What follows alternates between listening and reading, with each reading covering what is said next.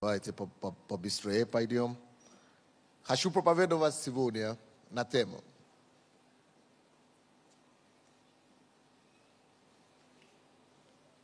No more yesterday's glory.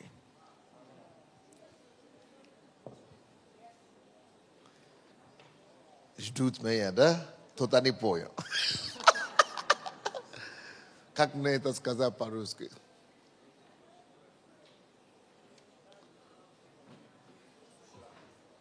А?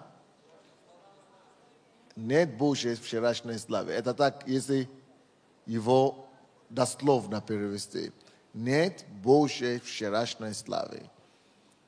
Но хотел бы по-другому, наверное, его нет прошлой славы. Да. Вот, может быть так сказать, что не живи вчерашней славой. Вот так, по-русски лучше. На английском так говорится, можно так говорить. Так понятно для англомыслящих. А по-русски лучше так. Не живи, вот, надо сказать, не живи вчерашней славой. Вот. Не живите. Для России это опять апостольская проповедь будет, потому что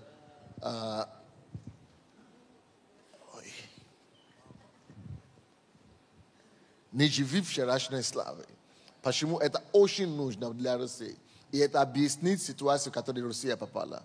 Почему церкви застой наступила в церкви.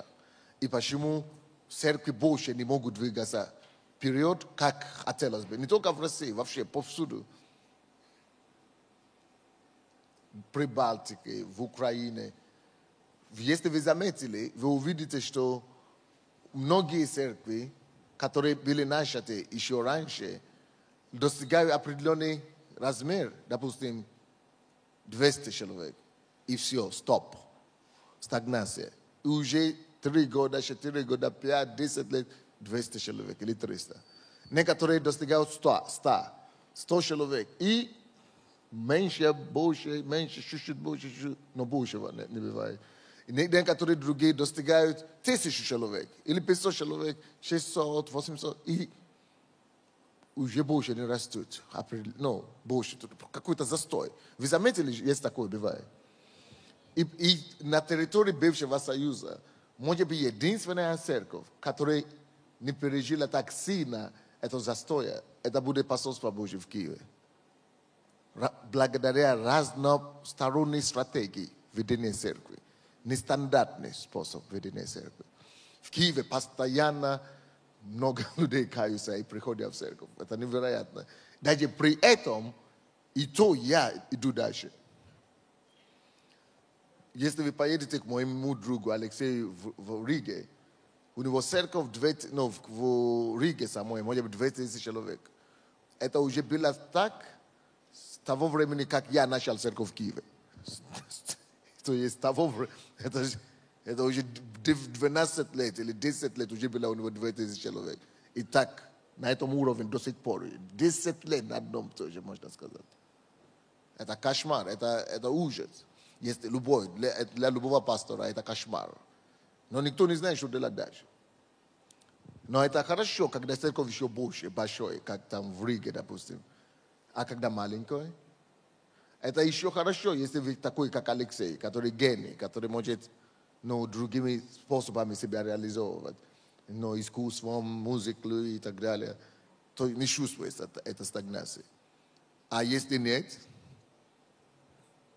не все же гении, как он.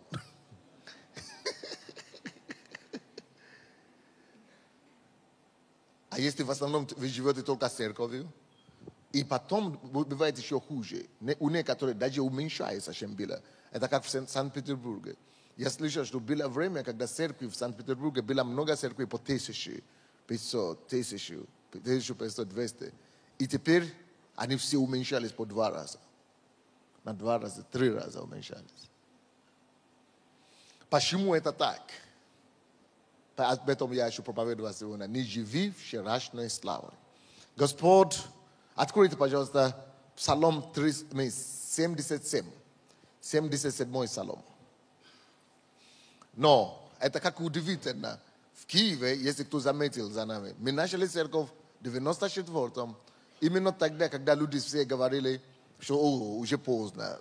94-м уже, как раз в это время люди уже, если вы кто не знает, был бум, когда люди, когда Союз рухнул, и люди начали все приходить в церковь. 89-й, 90-й, 91-й, еще чуть-чуть 92-й. Но уже 93-й опять уже стоп. Уже это приход людей массово в церковь остановилось. И поэтому люди, которые уже начали в 93-м году, их церковь уже не так быстро росло, как те, которые 91-й, 90-й год и так далее. А те, которые в 94-м вообще, когда ЕМИ начинали, люди говорят, это уже поздно, это уже бум, это прошел. То наоборот, теперь люди уже уходят из церкви. А я говорю, я вообще от этого не завишу. У меня было другое разумение, другое понимание. Я понимал, что... А я тогда начал заявлять, что у нас будет мега-церковь, многотысячную церковь. Они говорят, наоборот, люди сейчас уходят из церкви. А это, мы от этого не зависим. И многие сейчас в Москве здесь, и в Киеве, и в других городах боятся начинать церковь с нуля. Потому что говорят, уже вообще ушел, это бум, когда люди приходят в церковь. Теперь, наоборот, церкви не растут. Но для человека разумного, кто понимает Божьи принципы и стратегии, я, допустим, приеду в любое место, в Америку, Европу, в Киев, в Москву, начинать церковь. За один год, если я в Киеве, мы построили церковь за один год, 1000 человек было. То здесь, на этот раз, в Америке, в Африке, здесь, в Киеве, если я начну еще раз, минимум за год будет 2 или 3 тысячи. Почему? Потому что я знаю, я понимаю некоторые вещи. Поэтому хочу говорить, не живи вчерашней славой. 77-й Псалом, 22 по 33 стихи. 22 по 33 стихи. За то, что не веровали в Бога и не уповали на спасение Его, Он повелел, давайте 23 стиха, я прошу прощения, 23 стиха по 33 стихи. 23 стиха по 33 стихи. Он повелел облакам свыше и отверз двери неба. И одождил на них ману пищу. И хлеб небесный дал им. Хлеб ангельский ел человек. Послал он им пищу до сытости. Он возбудил на небе восточный ветер и навел южный силой своей. И как пил, одождил на них мясо. И как песок, мясо как пил, представьте.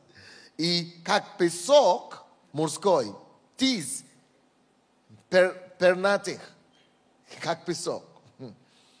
Поверг их среди стана их, около жилищ их. Именно туда накопляли все птиц и мясо и так далее. 29 стих. И они ели и присытились, и желаемое ими дал им. Но вдруг тут не то стало происходить. 30 стих. Но еще не прошла приход их, еще пища была в уста их, когда гнев Божий пришел на них, убил тушных их, юношей Израиловых не сложил. При всем этом они продолжали грешить и не верили чудесам его. И погубил дни их в суете, и лета их в смутении. Наоборот, все пошло. Что это? О чем речь? И почему так мы назвали эту проповедь? Бог, как мы сказали, не живи вчерашней славе.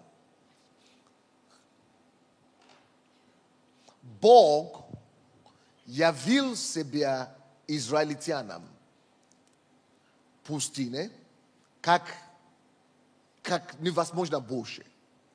Бог являл себя сильным, всемогущим, спасителем. Он являл себя таким могуществом, что ужас. Он начал это действие его славы с Египта. В Египте он являл себе как бесконкурентного Бога. Видите, какие чудеса, какие язвы он являл, только чтобы закрыл рот фараону, чтобы умолкал фараон, чтобы усмирить его и чтобы вывести своего народа. Бог демонстрировал Израилю, что, слушай, я Бог, и нет другого, кроме меня. И что со мной никто не может спорить. Бог проявил и доказал всем нам и всем поколениям, что нет другого Бога, как Бог Израиля. И что этот Бог не только живой, это Бог, который способен делать, что Он хочет в любое время. И что этот Бог может являть любое чудо, мыслимое и немыслимое. Alright. Однако, то есть что он делал? Помните, он однажды, допустим, заплел весь всю страну жабами и покрыл всю страну жабами. Другой раз он превратил все воды, реку Азора, из всей воды в кровь. Другой раз, допустим, он убил всех первенцев врага. Что только он не делал, показывая о том, что все вообще в его руках. Он всемогущий Бог. А потом, когда он вывел их в пустыню, он продолжал еще больше чудеса творить. И поймите меня сюда. Бог являл себя как чудотворный Бог, несмотря на то, что израильтяне не были совершенными. Но то, что меня больше удивило, в том, что Бог делал эти чудеса, и Израиль не надо было молиться, чтобы Бог делал эти чудеса. Вы знаете, он, допустим, кормил их сверхъестественными пищами, едой с неба в протяжении 40 лет. 40 лет. Вы знаете, сколько тонн пищи, еды это? Это ужас. Это каждый день, это 1,5 миллиона человек. Надо кормить каждый день. И столько количества тонн еды посылалось. Каждый день ничего не испортилось. Каждый день новую пищу. Это экономика высшей степени. Но мало того, он еще одевал их. И им не надо было поститься. Им не надо было молиться. Им не надо было искать Бога. Бог просто приходил, чудо творил. Чудеса творил. Он давал им электричество сверхъестественным по ночам. То есть они просто видели, сейчас надо подключить электричество, сбился машину, свет. Допустим, однажды, когда свет отключился в Москве, это был кошмар. Там не надо было беспокоиться о том, что свет выбить и так далее, отключиться. Это было сверхъестественное электричество, проектор. Написано, это как столб с неба. Огненный. И который он освещал все. Никто не был во тьме. Потрясающее познание. Он потом охранял их так и вел их так, что каждый получил мясо, хлеб, мана возле своего дома. Сколько ему надо было. Человек ел ангельские еды. Чудный Бог. Чему я веду? Им не надо было работать и получали все чудеса. Не надо было работать. Им не надо было молиться. И Бог все равно творит такие чудо, что мы, которые молимся сегодня, только можем мечтать об этом. Им не надо было просить у Бога, чтобы он это делал, он все равно делал. Их нужды были у них только в сердце желания, эти нужды были покрытыми, сверхъестественными. Никто не болел. Мы сейчас видим исцеление, мы радуемся. Люди исцелялись автоматически. Расскажи мне о чуде. Вот чудо для тебя. Бог являл такие чудеса в пустыне для Израиля. И Израиль в пустыне назвалась как церковь в пустыне. Это была такая славная церковь. Бог являл себя во всей красе. Но, друзья мои, это была слава. Пустыня. Это была слава египетская. Это была слава пустыни. Но я говорю о том, что не живи вчерашней или прошлой славы. Несмотря на то, насколько велика была эта слава, все эти чудеса, это величайшая слава. Несмотря на все это, что-то произошло с ними. Когда они вошли, только приступили в землю обетованную, в землю Израилевую, Бог убрал эту славу. Тут же, как только что они вступили в землю обетованную, Бог перестал делать все эти чудеса. Он перестал давать им что есть, мясо с неба, он перестал им давать ману с неба, он перестал давать им проектор, света свечи, он перестал им давать одежды, он перестал им давать обуви сверхъестественно, он перестал. Почему? Как это понять? Бог хочет нам говорить, не живите вчерашней славой. Как бы вчера не была великолепной, как бы вчера не была славной, в земле обетованной нельзя жить чудесами вчерашними, нельзя жить славой вчерашней, нельзя полагаться только на то, что Бог будет для тебя что-то делать. Давайте откроем место. Исход, 16 глава. Исход 16.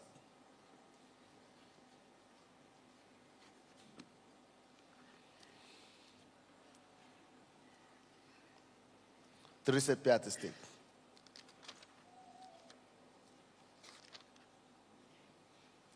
Некоторые не понимают Божью логику. Зачем Бог это сделал? Что, ему тяжело? Действительно, давайте подумаем об этом. 16, что я сказал? 16 глава, да? Извините, 16 глава, 35 стих. 16 глава, 35 стих. Сыны Израиловы ели ману 40 лет. Это было доколе не пришли в землю обетованную. Было до того. Пока не вошли. Ели ману 40 лет. Доколе не пришли в землю обитаемую. Ману ели они. Доколе не пришли к пределам земли хананейской. Как только что приступили к пределам, представьте себе, какой шок. Они же, это же евреи, любят жаловаться. Роптать, любят страшно. Я представляю себе, какие ропоты пошли. Что мы точно теперь уже поняли. Он специально вывел нас, чтобы нас убить. Представьте себе, какой шок. Теперь одежды надо было искать, откуда достать. И обуви надо было искать, откуда достать. Одежды, свет надо было найти, как это самое. Кошмар, катастрофа. Это именно такое состояние шока сейчас находится российская церковь, харизматическая.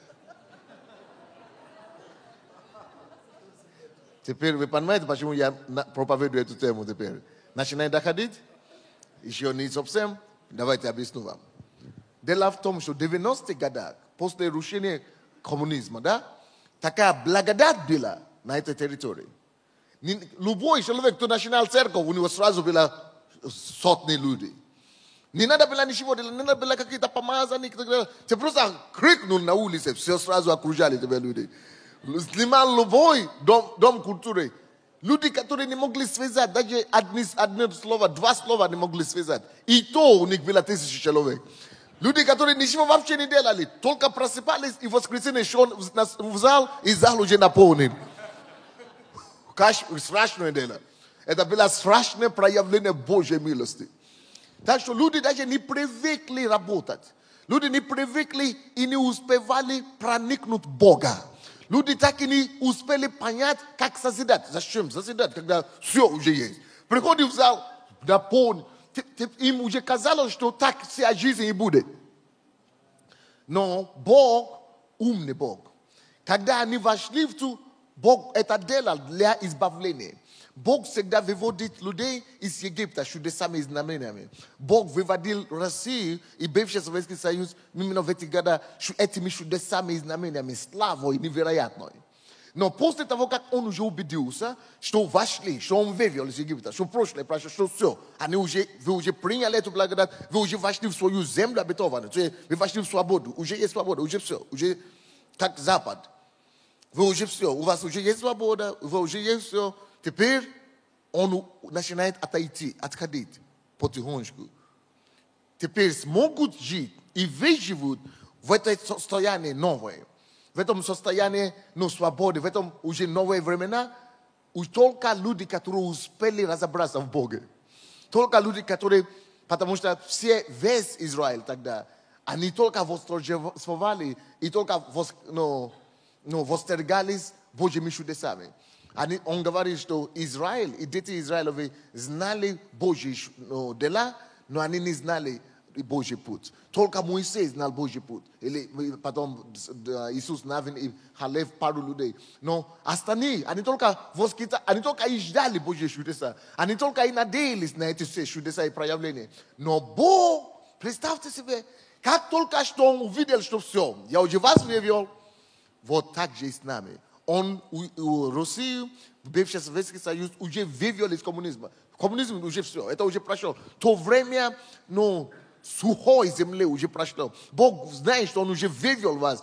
Теперь земля обетованной не будет уже хлеба с неба, не будет уже мяса с неба. Вы знаете почему? Чтобы люди научились работать. Чтобы люди должны были эту землю обетованную, которую Бог им дал, именно копать, как это, возделывать.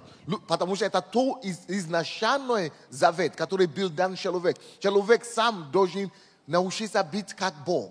Бог есть Созидатель. Бог есть творческий Бог. Человек должен быть Творец. Бог есть Творец. Человек тоже создан быть Творцом, как свой Отец. Но пока Бог тебя посылает хлеб и мясо, ты не можешь быть Творцом. Твой потенциал не реализуешься. Ты не обнаруживаешь себя. Ты даже не обнаруживаешь Бога для себя. Поэтому люди, которые не становятся и не начинают работать, которые не начинают копать, и не начинают возделывать, и не начинают сажать и видеть произведение своих рук, никогда они не обнаруживают Бога. Люди, которые только живут на чудеса. Почему Бог перестал? Как только что они вошли в эту землю, он говорит, что все. Теперь нету врага, нету Египет за ними, нету Божий фараон за их спиной. Они уже избавлены. Теперь они должны начинать трудиться, потому что Бог понимает, Бог умный Бог. Если бы он продолжал давать им сверхъестественные чудеса вот так, они никогда его так и не познают. А Бог, это его трагедия была, что он давал им эти все чудеса не для того, чтобы они его не познали, не для того, чтобы они стали слепыми для Бога, чтобы они наслаждались его чудесами, чтобы они получили все благословения от него, и при этом его даже и не знали, и не благодарили. Не эту цель преследовал Бог. Бог делал это, потому что необходимо было, чтобы они были избавлены. Но теперь, когда они уже избавлены, Бог хочет, чтобы теперь они начали открывать в себе Бога, чтобы они начали познавать пути Божьи, чтобы они начали понимать, что Бог есть, они есть созидательные личности, как сам Бог созидает. Они есть творцы, как Бог есть творец. Чтобы они начали обнаруживать, что оказывается, что земля может производить произведение. Оказывается, что дела их рук может что-то им дать кушать. То есть это есть пути познания.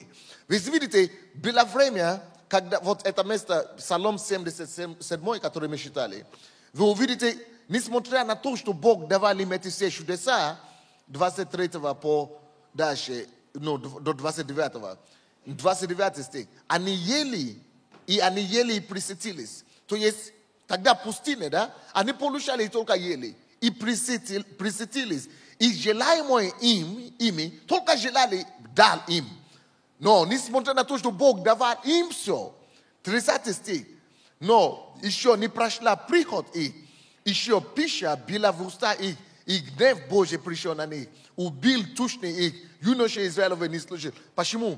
То есть они получали благословение, но без познания. И когда люди получают благословение постоянно, и сами не трудятся за него, они настолько довольны, что только начнут уже потом жаловаться между собой, только начнут только ропот начинает появляться, потому что они ничего не делали, они не были охвачены заботой никакой, они не были охвачены трудом или работой, и не было никакой работы, только желание есть, на сердце есть. Поэтому в отсутствии труда и созидания они только начинают находить между собой изъяны. И потом уже начинают у Бога начинать находить изъяны. И начинают жаловаться и роптать на Бога. То есть это все благословение получилось, уже вред идет. Уже идет на разрушение. Это уже губит их. И настолько Бог давал им это все, и Бог видит, что Он уже сам даже... Они станут богопротивниками. Они, мало того, что они стали богопротивниками, даже сам Бог теряет авторитет. Поэтому Бог уже вынужден начинать поражать их. Бог, с одной стороны, дает им, но они настолько от того, что нечего делать, человек извращается. Человек становится деградированным, когда он ничего не делает, и когда у него только все есть. Человек, уступает, поэтому они начинают жаловаться на Бога, и Бог уже вынужден начинать поражать их. И начинают убивать их просто. Потому что они не творили. Поэтому как только что единственный выход был, чтобы Бог вывел их сюда, привел их в землю обетованную, чтобы они начали заниматься чем-то. Теперь, когда они уже землю, возделывают землю, теперь им уже не когда на Бога ругать. Теперь они уже имеют что делать. Они уже заняты чем-то. У них уже забота есть. Как заботиться о своей семье, о своей жене, о своих детях. Теперь они есть чем заниматься. Поэтому наоборот, мы думаем, если все у нас будет, тогда мы будем служить Богу. Никогда в жизни. Если у вас все будет, тогда вы отступите от Бога. Тогда вы только будете ругать Бога. Тогда наоборот, вы станете богоненавистниками. Поэтому Бог не убирает проблем. Вот у них не было проблем. Потому что все желания, которые у них были, только сразу исполнялись. Поэтому Бог сегодня никогда тебе не даст проблем, жизнь без проблем. Наоборот, Он тебе будет всегда давать проблем. Как только что одни проблемы решили, Он тебе даст другие. Чтобы ты не стал богохуликом, чтобы ты не стал богоотступником. Но сегодня все церкви в России вспоминают вчерашний день. Вспоминаю славу, как это было легко, как церкви росли, как иностранцы приезжали, как давали деньги, как помогали церквам, как церкви росли, как люди каялись, как люди горели, служили Богу, какая была благодать тогда. И мы все еще мечтаем об этом, чтобы то же самое вернулось. Друзья мои, вы, школьники, это детский сад, никогда в жизни этого уже не будет. Мы уже вошли в землю обетованную. И если вы знаете Бога, и если вы знаете Бога, вы бы обнаружили, что Бог вообще так не действует. Когда вы только что Бог выводит человека, и вы вступили в землю обетованную, забудьте о вчерашней славе. Аллилуйя. Вчерашняя слава уже пришла. Это уже совсем другое время. Это время созидания. Это время, когда вам надо начинать скрутить рукава. Это время, когда вам надо начинать искать Бога. Аллилуйя. Совсем другие здесь теперь уже принципы. То время, в основном люди собирались на такие пасторские конференции и ждали, чтобы какие-то помазанники вступили, прыгнули со сцены и вас выстояли впереди. И какая-то группа порядков спортивного вида стоят за вами и начинают ловить вас. А он говорит, прими помазание, прими помазание. Только ради этого люди приезжали. Люди приезжали, чтобы на них возлагали руку. Люди приезжали, чтобы толкнули их, чтобы они падали. Помазание, вернуться обратно. Принять помазание, чтобы пророчествовали на них. Чтобы пророчествовали, говорить, что ты будешь иметь ты то другое.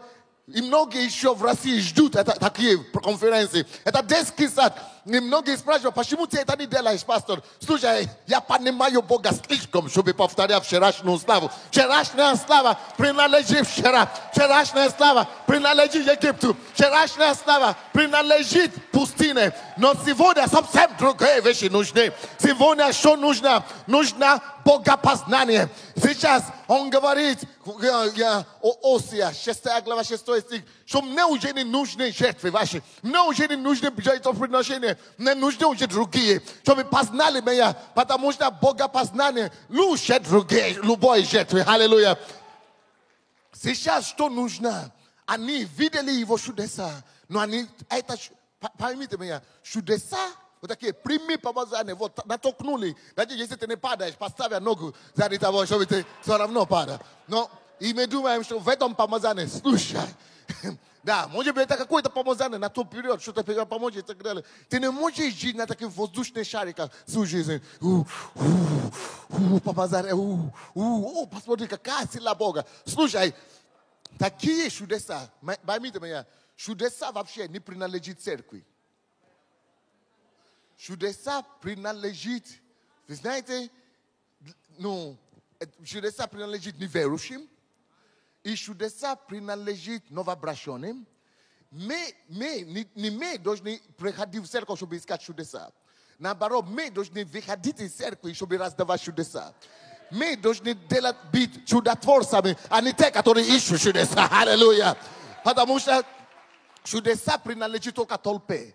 Люди, которые не знают Бога еще. Поэтому Израиль, они переживали чудеса, они видели чудеса. Когда вы видите верующие, всякий раз, когда вы видите верующие, которые бегут за чудесами, ищут, знайте, что они слепые. Они еще младенцы, они еще маленькие. Потому что это как Израиль. Они видели Божьи чудеса, они видели Божьи дела, они восторгали эти дела Божьи, они переживали эти чудеса. Они одеты 40 лет, и при этом еще жалуются. Они кормились ангельскими едами. И то, это даже не помогло им познать Бога. Потому что чудеса никогда тебе не помогают. Твои мысли не растут. Твои мысли не укрепляются от того, что ты ничего не делаешь. От того, что ты просто сидишь, тебе мана падает, и ты только становишься наоборот деградированным. Твои мысли становятся атрофированными, наоборот. Они не укрепляются из-за этого. Поэтому, несмотря на все изобилие чудес, которые Бог привез в Израиль, они жаловались, когда определенные проблемы возникали. Как только что они ели, они живут в чудесах, прямо в чудесах живут. Но как только какая-то проблема, они начинают ругать Бога, наезжать на Бога, наезжать на Моисея, потому что чудеса это не помогло им познать Бога. Но только Моисей знал Бога, потому что он платил цену, аллилуйя. Он платил, он искал Бога, аллилуйя. Поэтому в это время, это совсем другая церковь.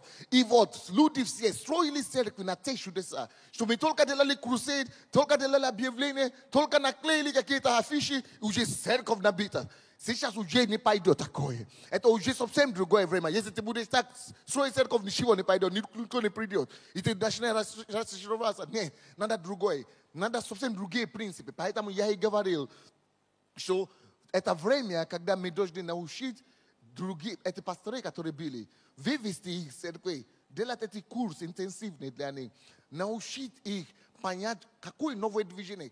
Это совсем другие правила нужны.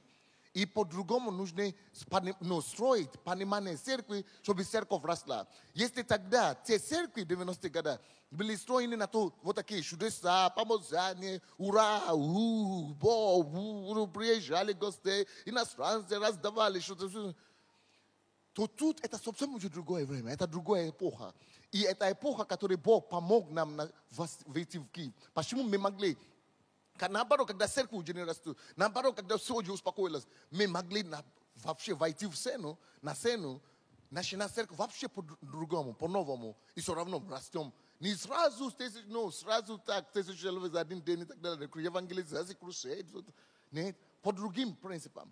И строить постепенно и стабильно всегда расти. Почему? Потому что это уже познание. Это уже познание. Теперь это совсем другая эпоха. Но все русские пасторы нужно собрать и дать им понять, какие же эти принципы. Нужно уже научить их понять, что теперь церковь строится по принципам. Теперь церковь строится по стратегиям. Теперь строится, если раньше мы живем крусейд, евангелизации, теперь уже не пойдет такое. Что теперь нужно будет? Надо им теперь научить, надо теперь научить их стратегии.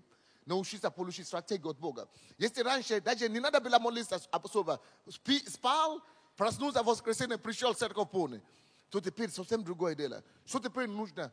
Бога познать. Если тогда было чудес дела Божьи, сам Бог действовал. Теперь это совсем другое время, когда нужно уводить вас и учить эти пасторы познавать Бога.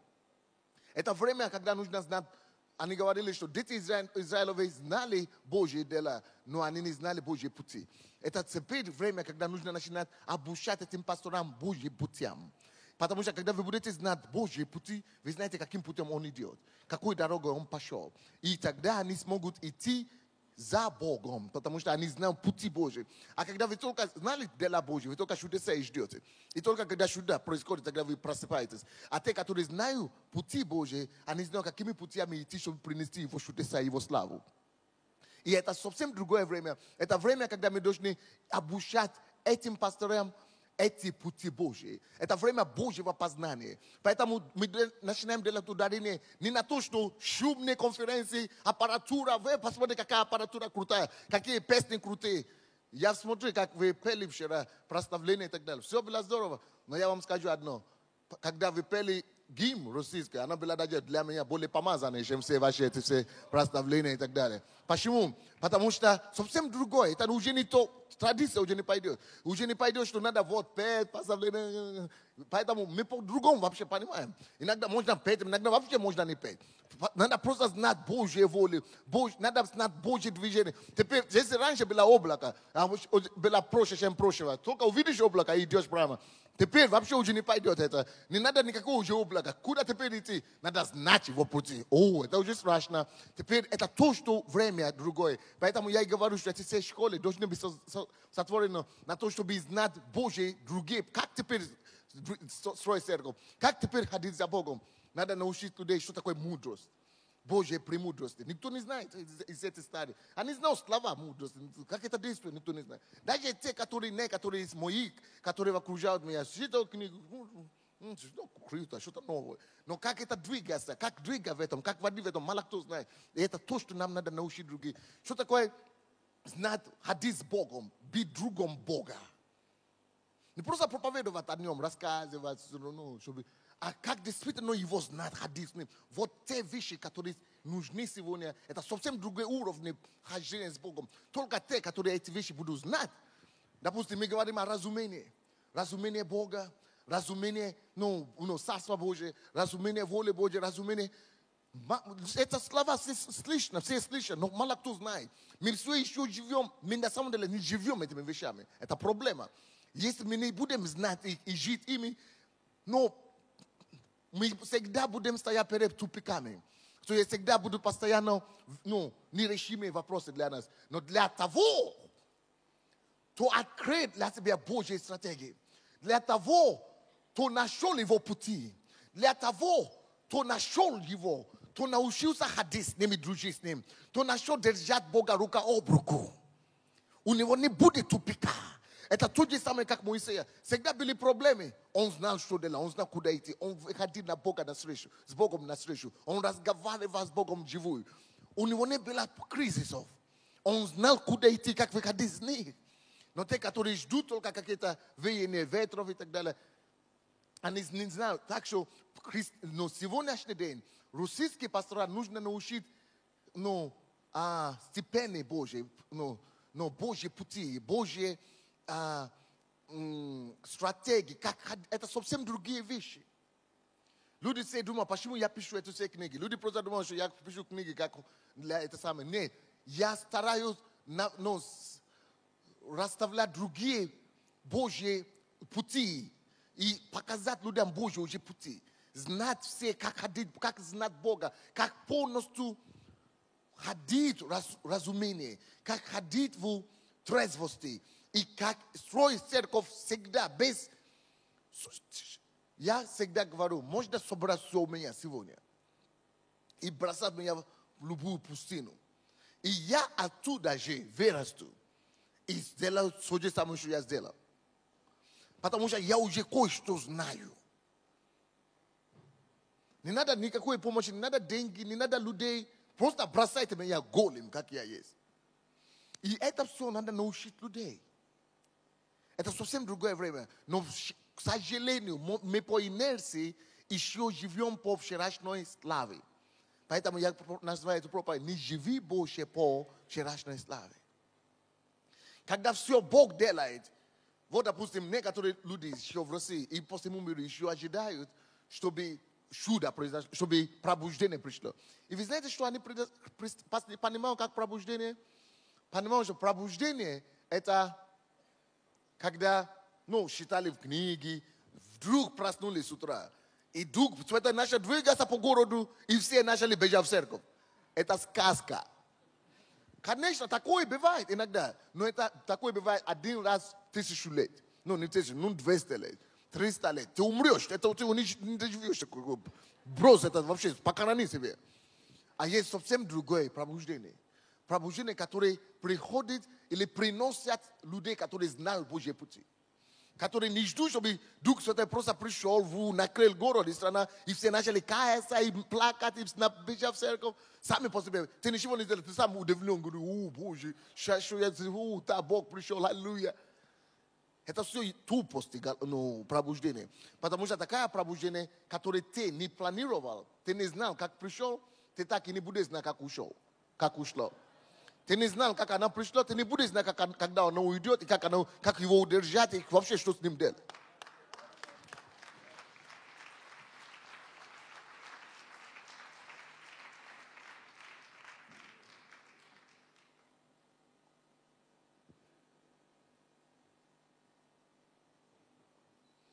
Итак, если вы ждете такое пробуждение, вы вообще,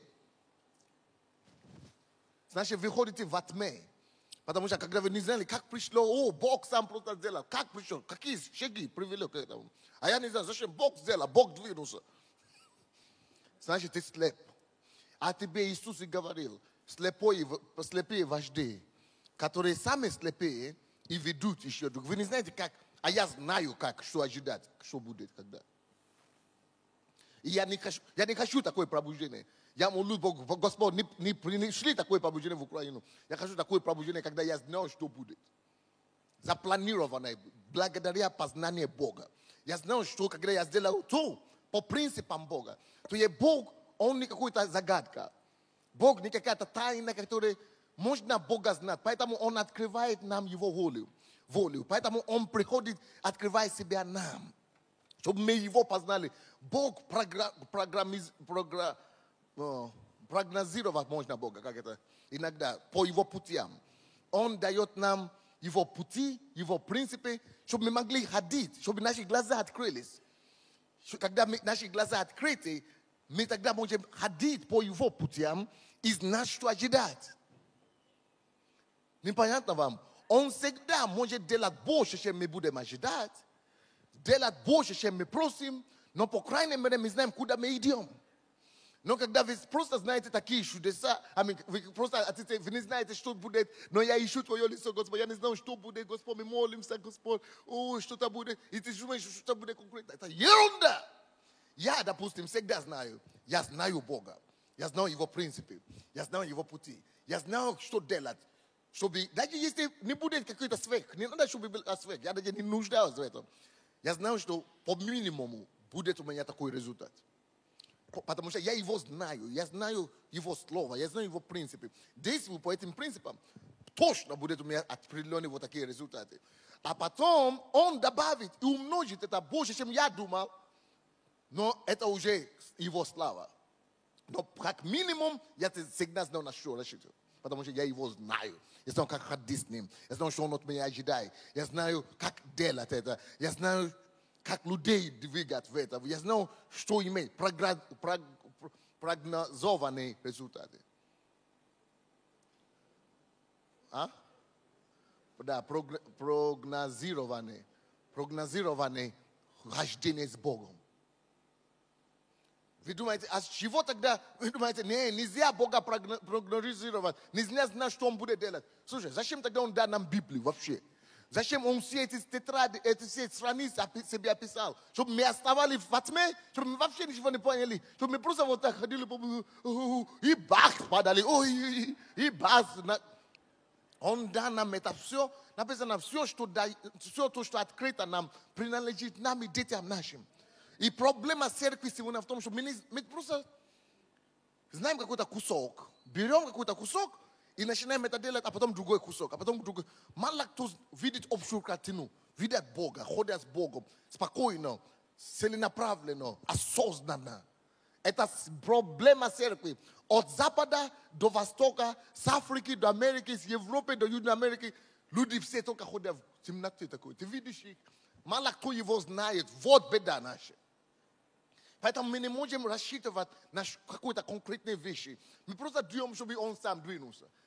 А люди, которые его знают, что когда он не двигается, я знаю, что делать, чтобы он двигался. Если он не двигается, я знаю, как его двинуть руку. Поэтому он дал мне это познать.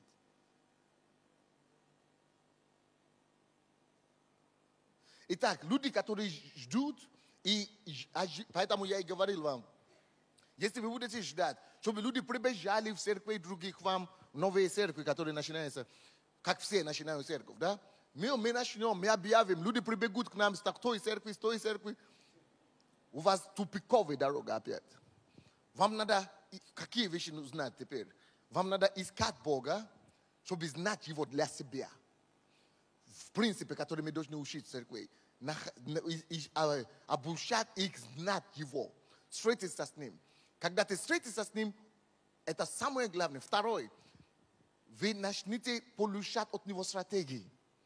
Научить людей общаться с Богом. Слушать и получать руководство от Него, стратегии.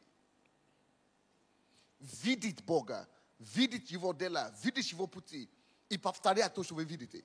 Это второй принцип. Вот это моя сила. Я Его друг. Я дружу с Богом. И когда какая-то ситуация, я иду к Нему. И я знаю, я только одна цель. Я не жду от Него чудеса какие-то. Чудеса будут автоматически, если я увижу, что Он делает. И я буду повторять Его. Поэтому мне надо Его найти, чтобы Он проговорил мне. Чтобы я увидел, что Он бы делал на моем месте. Что Он желал бы, чтобы я делал. Я это вижу. Повторяю, поступаю, как Он бы поступал. И все автоматически чудеса. Я не ищу чудеса уже. Я уже производитель чудеса от Его имени. Я понимаю, кто Он. Если я Его увижу и пойму, какой Он, и я, мое дело, быть таким, как Он, каким я Его видел, сотворить, быть таким же, как Он. Ходить в Его путями.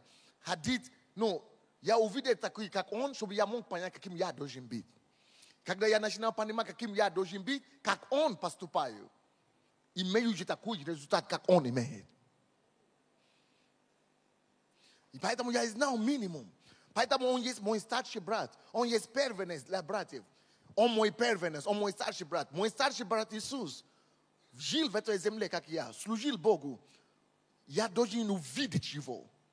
Если я увижу Его для моей ситуации сегодня, чтобы Он мне показал, чтобы Он проговорил мне. Если Он проговорил мне, как Он бы поступил сейчас в Москве, если бы Он был в Москве. Я получаю эту картину у него. Начинаю вот так делать. Мне уже не надо бежать за чудеса. Чудеса начинаю бегать за мной.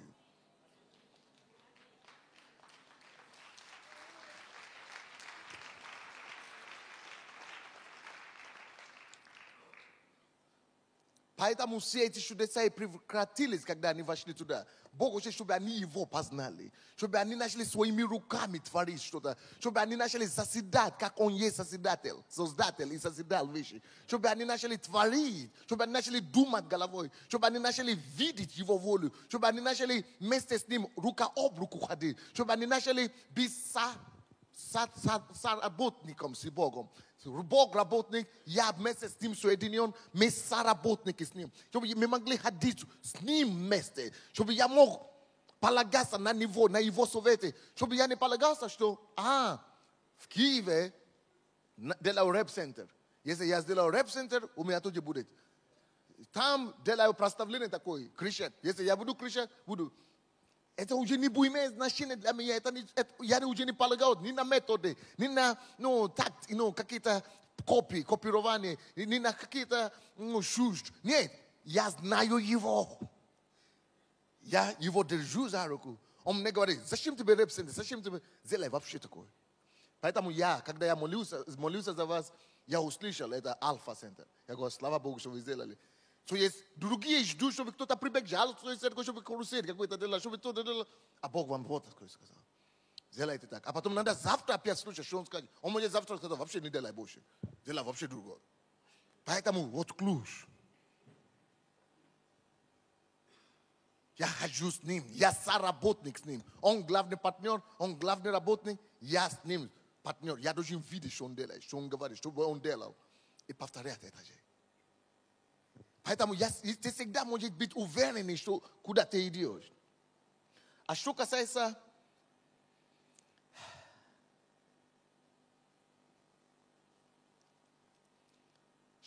чудеса, Псалом 106, 105. 105 Псалом. 7 стих. Это то, что я уже сказал. Отцы наши в Египте не уразумели чудес его в твоих. Видите, чудеса были. Но мало кто знает, зачем чудеса. Вот, допустим, в нашей церкви я не приглашал евангелистов. Вы удивитесь. Почему я не приглашал евангелистов в церковь к нам? Потому что евангелисты не для церкви.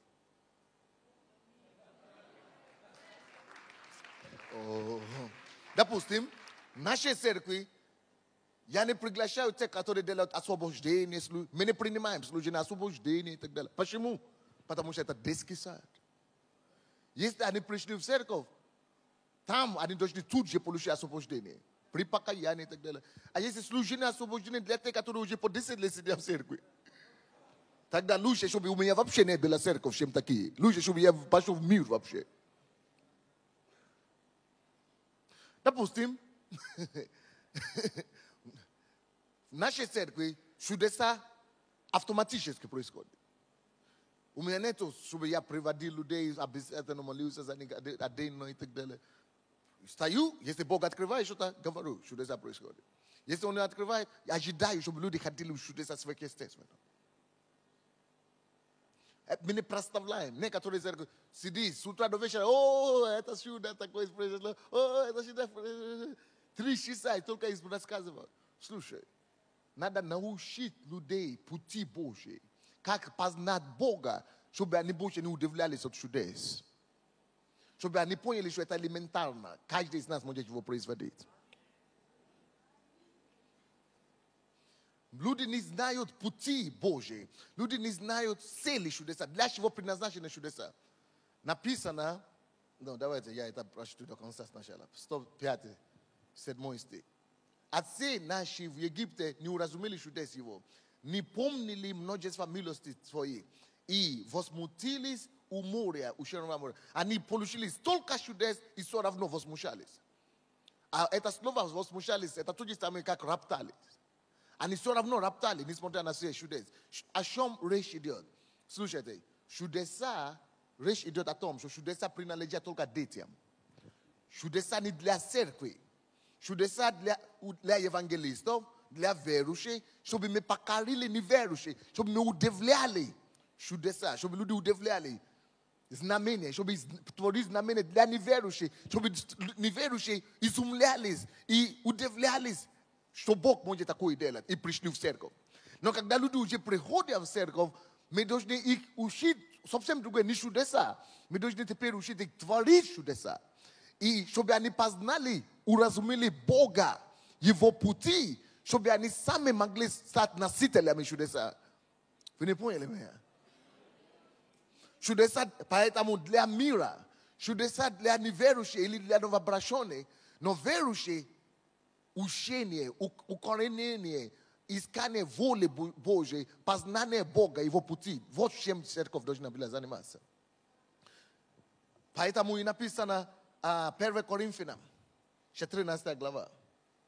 1 Коринфянам, 14. Поэтому все чудеса, русские в церкви собираются. Аллилуйя, я вижу нам твои чудеса, Господь, аллилуйя. Бог, ты чудотворен, аллилуйя. Да, будет сегодня исцеление, аллилуйя, будет сегодня. Это не дело церкви. Это проявление юношества, отрочества церкви. Люди не поняли. Люди думают, почему я пишу столько книг? Почему я постоянно учу столько кассет, сколько учения? Я хочу поднимать поколение людей, которые так знают Бога, которые становятся товарищами Бога, и которые знают, что все возможно для них, и которые выходят из церкви и чувствуют, Що вся планета под ногою їхньою. Под ногами їхніми. Люди, которые ничего не страшно. Люди, которые знают Бога настолько, что никакая сила не пугает их.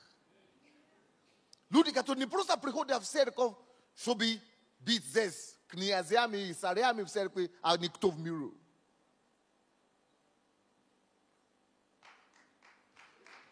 Люди, которые наоборот приходят в церковь только с одной целью, чтобы только перегруппироваться, чтобы только означались, укреплялись, но чтобы не видели церковь как их цель, как место их обетования. Это не место обетования для вас. Место обетования для вас это там. Вы хотите отсюда заражаться и уходить, и чтобы там царствовать. Чтобы не видели церковь как место их царствования. Место, чтобы каждый, кто приходит сюда, знали, что это просто временное место, где мы перегруппируемся, чтобы идти каждому царствовать. Вот такое поколение церкви, людей я понимаю в церкви. И, к сожалению, мало кто видит это, кто меня понимает. Люди думают, что я просто делаю проповедь, как другие. Люди думают, что я просто делаю церковь, как другие. Нет, у меня совсем другое понимание. Я другое вижу, как вы видите. Я спасителей поднимаю национы, чтобы пошли по долинам Исава и насаждали туда царство нашего. И чтобы царство мира сего стало царство Христа и Бога и ангела его. Кто-нибудь понимает меня или нет? Цель наша не проповедовать и красоваться на сцене. Ерунда, это детский сад также. Поэтому я говорю, я не проповедник, я не учитель, я глаголющий на земле того, что Бог говорит на небе. Я проводник, я радиостанция.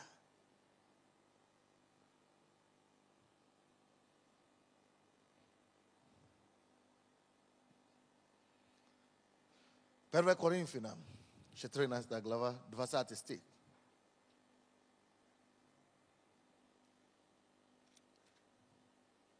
Братья, не будьте дети умом. Вот почему учение постоянно дают. Слишком много детей умом у нас. Откуда нам знать, какие эти дети ума? На злое будьте младенцы, а по уму будьте совершеннолетними. Уму значит, через ума мы познаем Бога. Не через чудеса мы познаем Бога. Потому что мы должны знать. Знать, надо подключать ум. Поэтому я пишу эти книги. Разумение, мудрость, все эти книги Божьи. Чтобы познать его пути.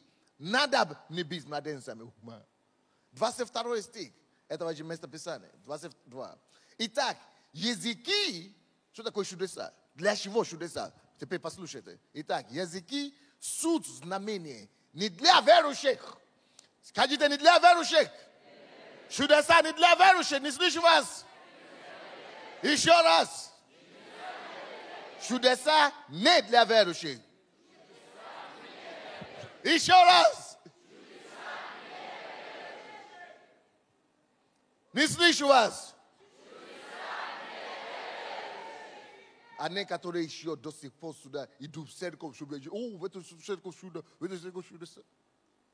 Вот почему, пускай там лежит.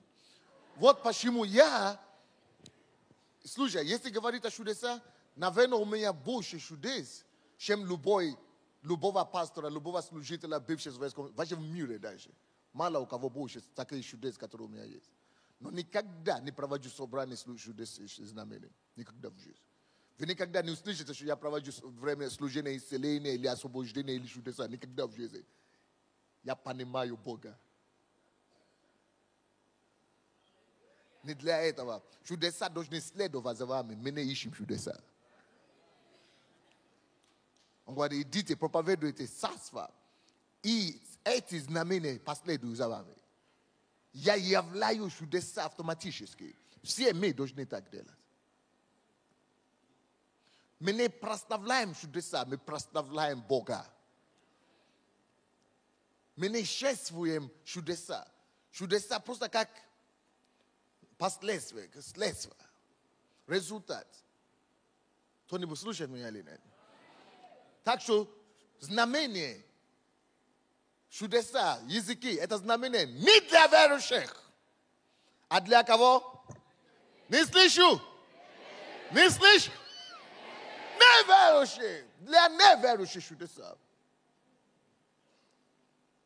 Пророчество же не для неверующих, а для верующих. Какая разница? Потому что пророчество это уже учение. Слово, знание Бог тебе дает. Чтобы ты познал Бога. Верующие должны быть населены. Такие церкви, которые строятся в России до сих пор, строились.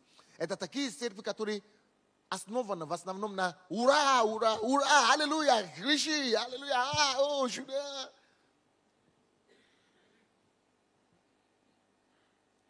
А это должны быть церкви, которые взрослые по уму.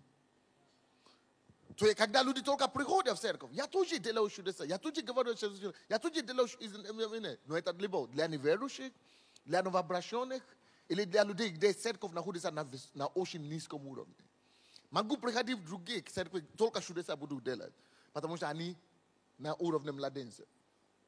Но когда я прихожу к себе, я совсем по-другому себя веду. И люди, и младенцы думают, чего он не делает чудеса опять, чего он не делает, мы ждем, потому что младенцы. А я-то понимаю, что взрослые должны в церкви, поэтому Иисус, он ходил делать чудеса и знамения, да, повсюду. Но когда он вошел в синагогу, он ушел. Потому что надо в синагоге показать пути Божьи. Проблема, когда люди будут только знать его знамения и чудеса и дела, а не его пути. Кто-нибудь понимает меня сегодня или нет? Именно об этом евреям. Откройте Евреям, 5 глава. Евреям, 5 глава.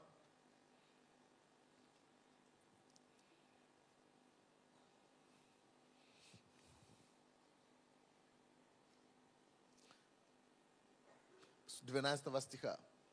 Ибо, судя по времени, вам надлежно быть уже кем? Учителями. Но вас снова нужно учить первым началом Слова Божьего. Вот на уровне, который церковь сейчас находится. Проблема. Все эти люди, которые сидят у нас в церквях, мы уже должны были выпускать их давно, чтобы они стали покорителями народов. А мы еще кормим их детскими самыми. Поэтому в нашей церкви, когда вы приходите в Киев, все младенцы всегда, постоянно младенцы. Потому что все стариков уже разогнаны, выселены, везде, из церкви. Но вас снова нужно учить первым началом Слова Божьего. И для вас нужно молоко, а не твердая пища. Всякий, питаемый молоком, не сведущ Слово правды. Проблема наша. Церкви наши наполнены несведущими людьми. Мы питаемся вчерашней славой. Потому что он младенец. Твердая же пища свойственна совершенным, у которой чувства навыков приучены к различению добра и зла. Разве это не здорово? Итак, давайте вернемся к Псалом 77.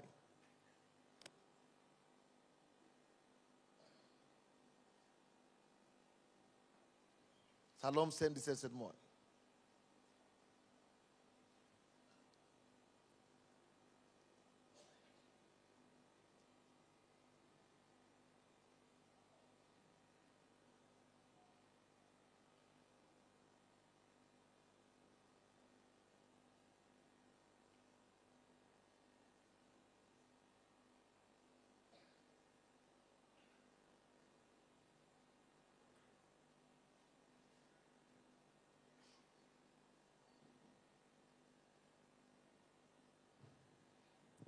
Будем читать 31 стиха. Гнев Божий пришел на них, убил тушных их. После всех чудеса, это все, которые видели чудеса. Чудеса, ребята мои, Brate moi, vidite, napisana na show malako dla kavo. Dla mladensev, shudesa jest to malako. Eta libo dla mladensev, libo dla niverushi. On говорит, to вам надо было уже давно костью разбирать. Вот это поэтому именно эти люди, которые должны были уже совершенными быть. Когда они еще присели дальше на чудеса, чудес молоко не делает тебя зрелыми. Если ты зрелый человек, ты только пьешь молоко, ты не кушаешь нормально, ты не вырастешь, ты будешь деградироваться. Поэтому Бог пришел, они, интересный стих, но еще не прошла приход их, потому что когда ты питаешься молоко постоянно, у тебя прихоти, детский ужас.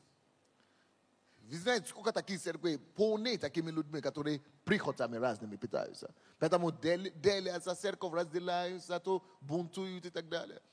Люди удивляются, почему мы 12 лет церкви в Киеве, ни один раз у нас не было разделения церкви или бунт.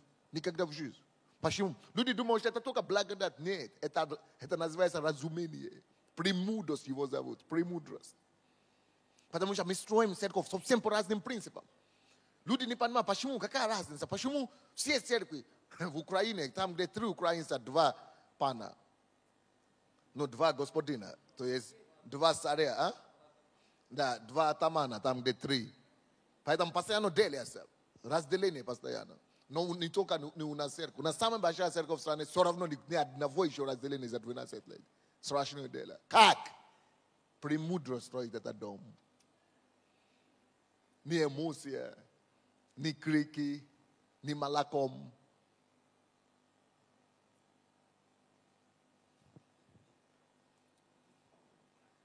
Еще пища была в уста их, потому что они питаются, они надеются на то чудеса, то там, то Бог сейчас придет, то чудо.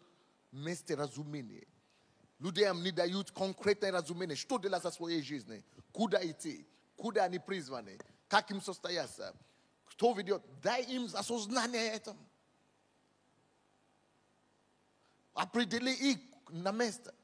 31 стих. Гнев Божий пришел на них, убил тучных их юношей Израиловых, не служил. При всем этом они продолжали грешить. И не верили чудесам его. Люди, которые только чудеса питаются эмоциями, знамениями и так далее. Чудеса не останавливают грех в стане. Чудеса не делают людей святыми. Только учение, разумение это делает. Чудеса не останавливает, не делает так, чтобы люди верили, не дает веру. Чудеса может давать вдохновение, что ты можешь кричать и так далее. И после этого некоторые вообще отпадают от Бога, после этих всех чудес. Только познание Бога укореняет национы.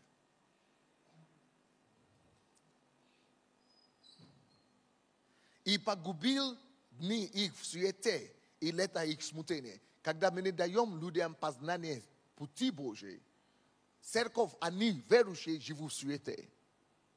И они живут в смутении постоянно.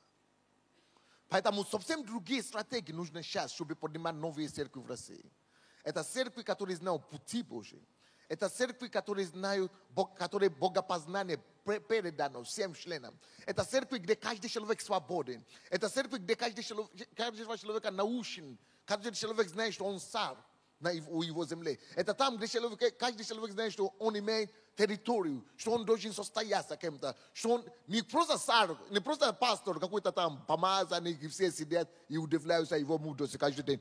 Слушай, ерунда. Вы такие же, как я. Мы все цари в этом царстве. Вот это другое понимание, когда каждый должен понять, я пастор здесь, он царь, и я тоже царь в своей какой-то территории, которую Бог мне дает. Это церковь, где люди, каждый человек индивидуальность, каждый человек личность, каждый человек знает Бога для себя. Каждый человек имеет, почему я делаю эти все посты, выходные, уединение и так далее. Люди думают, что это просто программа церковная. Это абсолютно ерунда. Люди не понимают. Нет, у меня стратегия. Я хочу оторвать людей от молока. Я хочу привести людей к познанию его лично для себя. Люди думают, почему не только для пасторов, надо только для пасторов делать посты и так далее.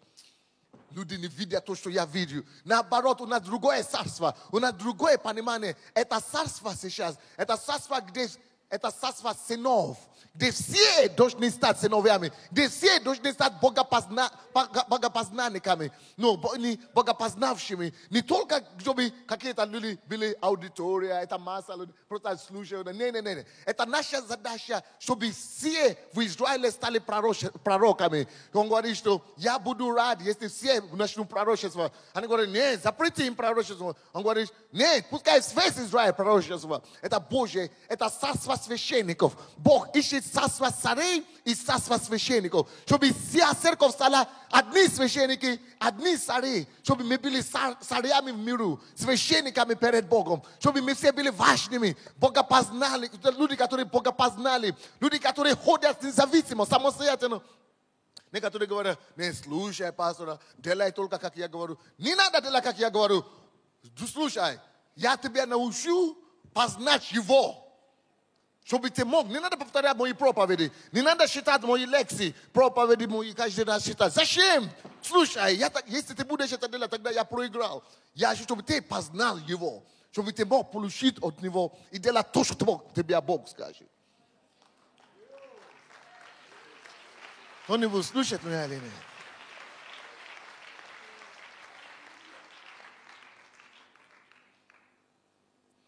Поэтому, когда Бог нашел, создать человека, Бытие 2:15, он поместил его в Эдемском саду и говорит, твори, как я творец. Поэтому, когда они вошли в землю израильскую, обетованную, он прекратил чудеса. Человек сам должен начинать творить. Также пробуждение. Мы ждем, чтобы Бог творил пробуждение за нас, а Бог ждет, чтобы мы творили пробуждение за себя. Сами своими руками, как в Эдемском саду. Войдите сам заседай. Там создай через познание его. Познавай его. Выясни у него, как это делать. И делай. Не жди, но парализованный и расслабленный, чтобы он делал для тебя. И ты будешь такой, спасибо. А Бог-то знает, чем это заканчивается. Те, которые переживали такие. Поэтому все, которые Божьи генералов, кто считал? Поэтому многие из них не закончили хорошо. Потому что не через Божье познание, а через чудеса, знамения. Они только на благодати, надеялись. У вас нету своего познания Божьего. Бог просто изливал помазание и все. На помазание въехали. Проблема. Потому что когда помазание не будет, ты должен через богопознание жить. Ты не можешь жить через помазание. Помазание приходит на служение, когда помазание уходит, ты беспомощный. Кто-нибудь понимает меня или нет? Итак, церковь, которая спасет Россию, и новые церкви, которые Бог должен поднимать, это церкви, которые должны быть церкви зрелости. Это церкви второго дня, третьего дня. Это церкви третьего тысячелетия. Это совсем другие церкви. Слушайте, зрелости в духе происходит не через знамения, как я уже сказал. Знамение принадлежит кому? Детей или неверующим. Зрелость же воспитывается через трудности. Через испытания. Поэтому, когда Бог завел их в эту землю обетованную, трудности начались. Им надо, все враги на них начали, им надо было устоять землю. Надо было, поэтому Бог говорит, я не уберу всех врагов, чтобы они остались жалоб в вашей плоти, чтобы вы научились воевать. Надо, чтобы в церкви люди научились встречать трудности.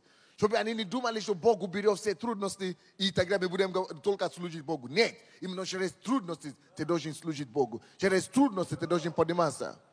Потому что если не будет трудностей, не будет и победы. Если не будет сражения, не будет и парада. Кто-нибудь слушает меня или нет? Поэтому это мы должны поднимать и воспитывать такие поколения верующие, которые становятся зрелыми через того, что они сталкиваются со своими проблемами. Они выходят встречу на встречу с вызовами, и они решают их через познание Бога. Зрелость будет приходить не через какие-то, помазания, какое-то, рукоположение, подай, прими помазание, рукоположили на тебя и так далее. Нет, через того, что ты сам открыл Бога для себя. Мы должны воспитывать Бога, богопознанием, пути Божьи. Есть что-то лучше, чем чудеса. Псалом 102, 7 стих. 102 Псалом, 7 стих. Я знаю, что время уже прошло, мне уже надо было закончить, но это важно, мне надо его довести. Он показал пути свои Моисею, а сынам Израилевым дела свои. Проблема. Они знали дела, но не знали его. Знали чудеса, но не знали его. Нам надо поднимать поколение людей, которые будут бить себя в грудь, что я его знаю. Что он мой друг. Что я хожу с Богом. Не просто те, которые только от служения к служению живут.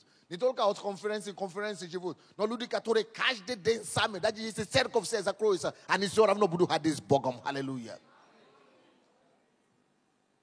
Люди, которые не надо будет звонить, как пастор Швидловский помогает людям по утрам разбудить, чтобы звонили, чтобы просыпали только молиться. Кому не надо будет звонить, сам встает, потому что он знает Бога, он ходит с ним, он дружит с ним.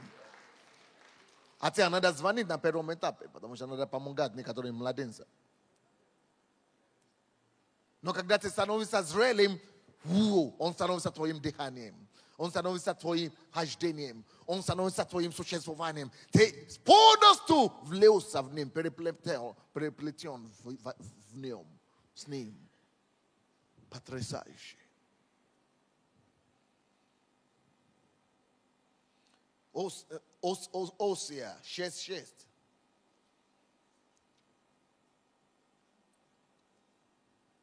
Осия 6 стих. Ибо я милости хочу, а не жертвы. И богопознание более, нежели всесожжение. Мы строим церковь, друзья, где мы постоянно толкаем людей: служи, служи, служи, служи. Но служение должно проистекать только через богопознание. Если ты не будешь знать Бога для себя, не нужно служение, ни пасторское служение, ни прославление служения, никакое служение. Поэтому мы должны поднимать поколение людей, которые знают Его прежде всего. А потом благодаря этому познанию служат Ему. Аллилуйя. Павел говорит в Филиппийцам 3 глава, 8-10 стих. Он говорит: я все считаю за ссор. Мы не нуждаемся в церкви, которые гордятся своими костюмами. Мы не нуждаемся в людей, которые гордятся своими галстуками, которые гордятся на то, какие иномарки они ездят, какие дома они живут. Ерунда, это все вчерашний день. Мы больше не будем гордиться маной. Мы больше не будем гордиться птицами, которые падают возле нашего дома. Мы должны начинать гордиться одного, чтобы познал Его. Одного только еще, лишь бы познать Его.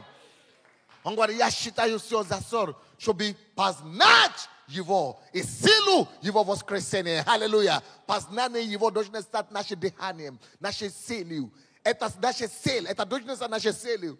Цель наша уже не состояться. Цель наша не стать фарисеем, который все знают в обществе и приветствует. Нет, он был фарисеем. Его не все знали, но он считает это за ссор.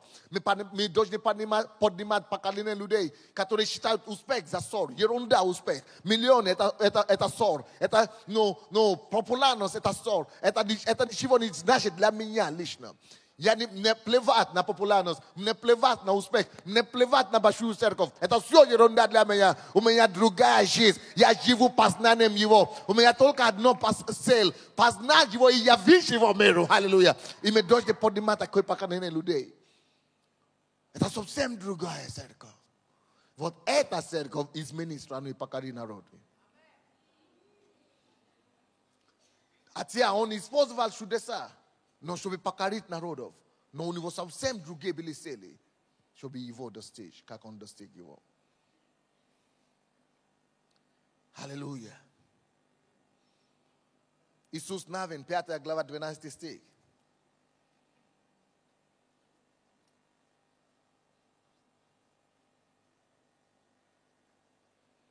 Иисус Навин 5, 12.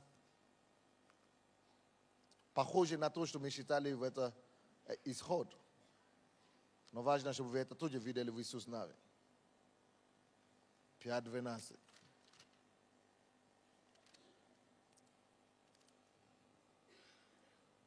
a maana perestala padat na drugoj den. Na какой день? Не слышу. Не слышу. Особенно вы, молодые пастора, кого мы рукоположили сегодня. Вы привыкли, что вы приходите в церковь сюда, и все сразу. Людей много, у вас сразу много домашних групп, у вас сразу ветка выросла больше, чем у всех. И вы на следующий день вы спускаете, вы рукоположили вас, и ничего не будет. Ни ветки не будет, ни домашней группы, ничего. Начните радоваться, что мана прекратилась.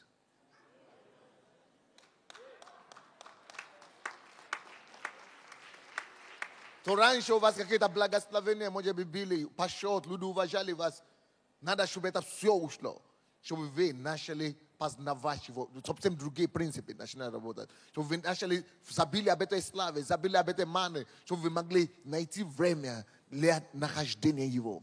И для познания его. И для того, чтобы вы могли получить свои инструкции от Бога. Не надо потом повторять то, что пастор Александр здесь сделал. Или то, что я делаю в Киеве. Не надо вообще. Все. Оставьте это сзади. Только его уже найти теперь, чтобы получить напрямую инструкцию от него. А мана перестала падать. Некоторые люди начинают жаловаться на свои пасторы, что нас послали туда, о нас не заботятся, за нами не ухаживают, наши, это самое, как не памперс нас не меняют, нас послали, за нами памперс не ухаживают.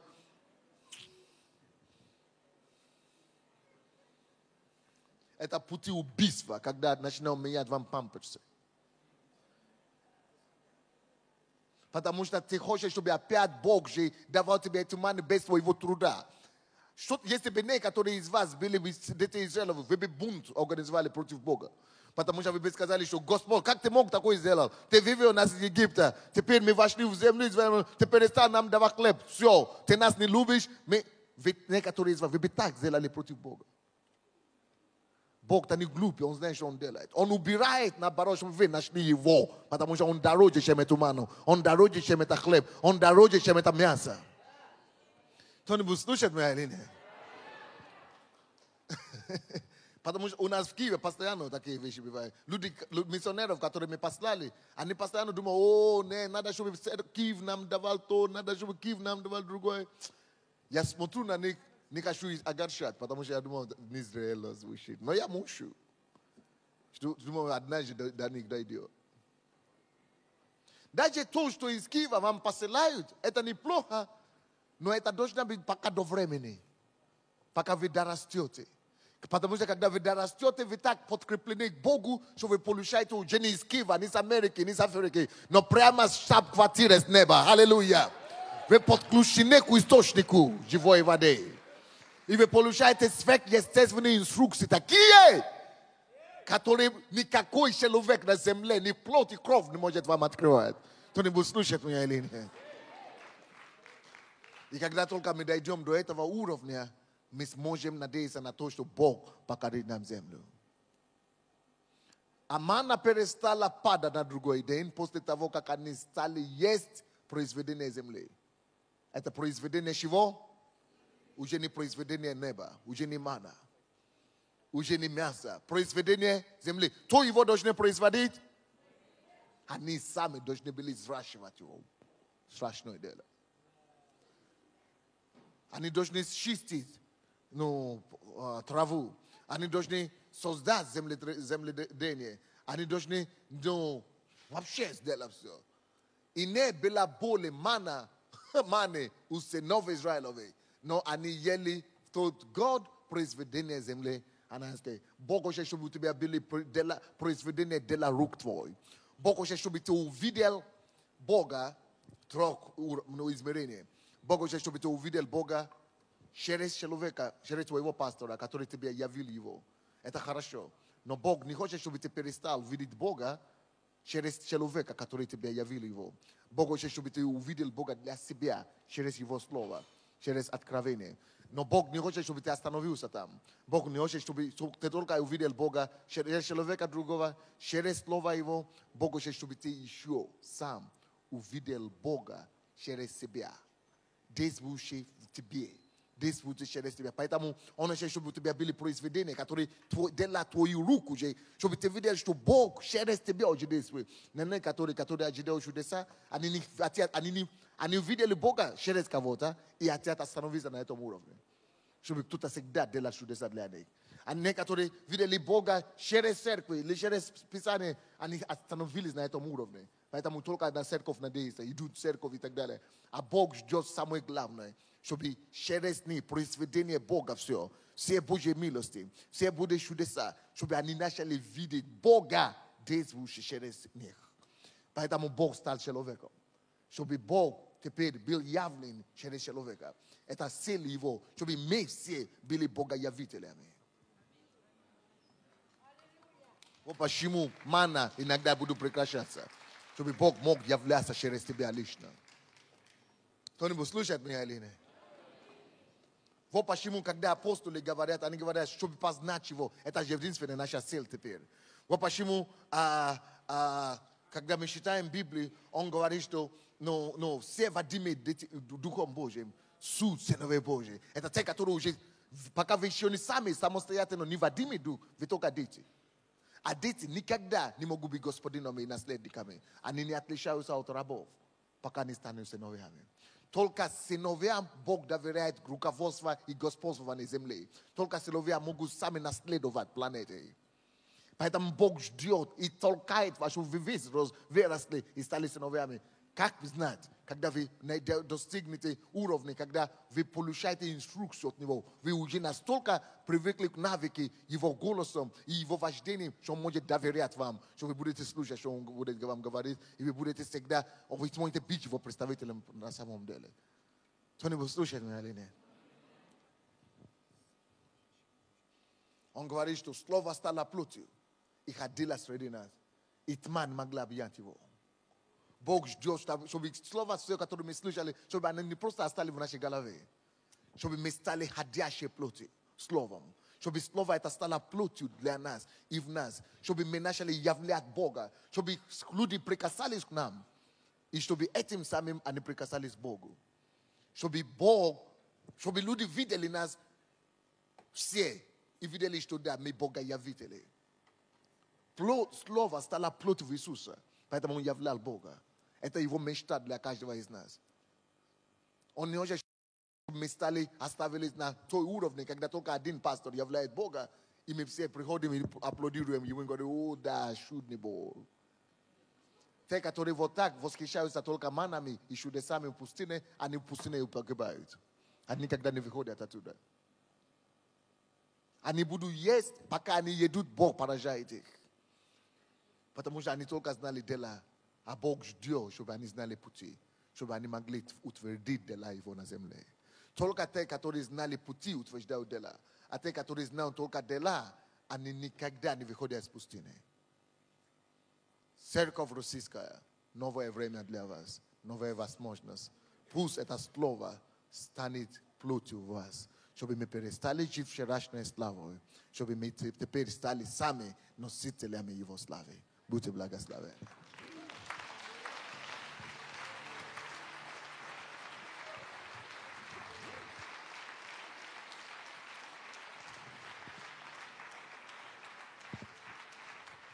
Да, пастор.